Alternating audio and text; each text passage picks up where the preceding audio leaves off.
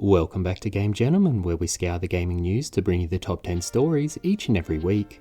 Here's what you need to know from the 13th to the 19th of April 2020. Number 10. Game Awards host Jeff Keighley has announced that the Steam Game Festival will be running from the 9th of June, which is the same day that E3 was scheduled to start this year. The announcement came in a tweet from Keighley inviting interested developers to register via a link. Keighley also teased that there was more news to come, including an entirely new way for us to celebrate gaming in these uncertain times. Steam Game Festival launched last year in conjunction with the Game Awards and allows users access to Steam demos for a period of 48 hours. A spring edition of the event took place in March, hosting demos for games which were meant to be shown off at GDC. Number 9. The Entertainment Software Ratings Board, or ESRB, have added an update to the in-game purchases label introduced back in 2018.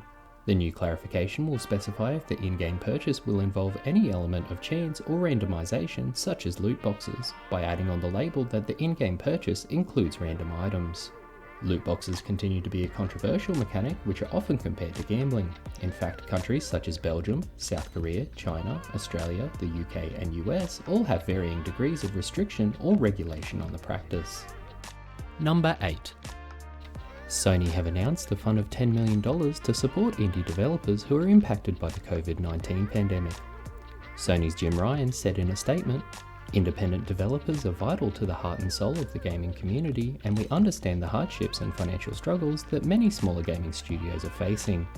With that, SIE has developed a fund to support them during this time. We've earmarked $10 million to support our independent development partners.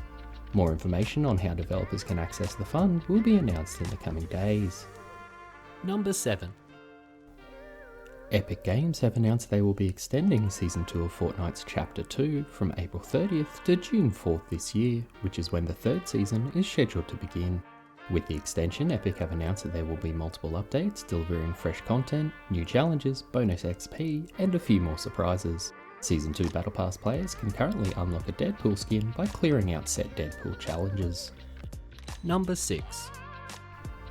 In an interview with CNBC, Activision boss Bobby Kotick says that most of their games are on track despite the current pandemic. When asked if the current situation would impact game development as staff work from home, Kotick said, "I don't know that we quite know yet. Most of the things that we have in production and development are on track for now. I think we'll really have to assess that in a month and in 3 months.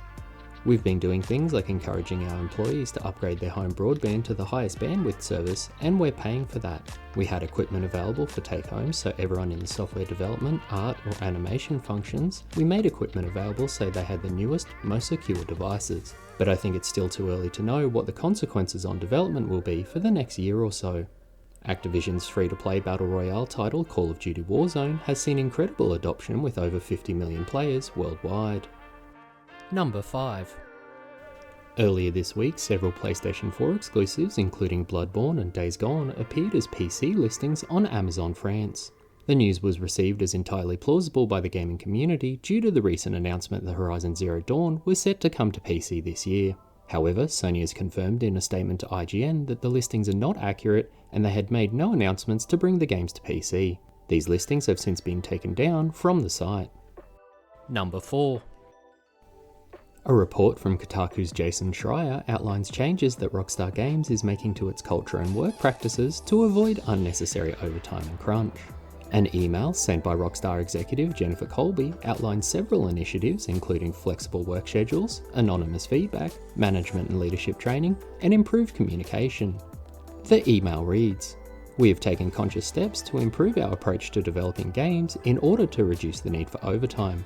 We realise we still have plenty to do in this area and will continue to take steps so we can more accurately predict and schedule games and DLC in a way that's more sustainable but still allows us creative flexibility to iterate on the incredibly ambitious and complex games we make." There have been a number of changes in senior management at the developers' San Diego and Lincoln offices over the past year, and earlier this year, co-founder Dan Houser left the company after a long-term hiatus, although there is no indication that the two things were related. Number 3. While Sony has stated that the current pandemic will not cause delays to the 2020 launch of the PlayStation 5, it is being reported by Bloomberg that the company expects to ship less consoles at launch than it did for the PlayStation 4 in 2013. The report states that the ambitious specs of the next-gen console will lead to a higher price at launch and affect demand. Sony has told its assembly partners that it would make 5 to 6 million units in the fiscal year ending March 2021, which is down from the 7.5 million PS4 units sold in the first 2 quarters of its launch. While price has not been released for either the Xbox Series X or the PlayStation 5, analysts are expecting them to be in the realms of $499 to $549 in the US. Number 2. Due to a ban on physical events until the end of August placed by the German government, Gamescom 2020 has officially been cancelled. However, gamers need not worry, as the organisers have announced in a tweet that while details are yet to be worked out, a digital version of the show will definitely go ahead.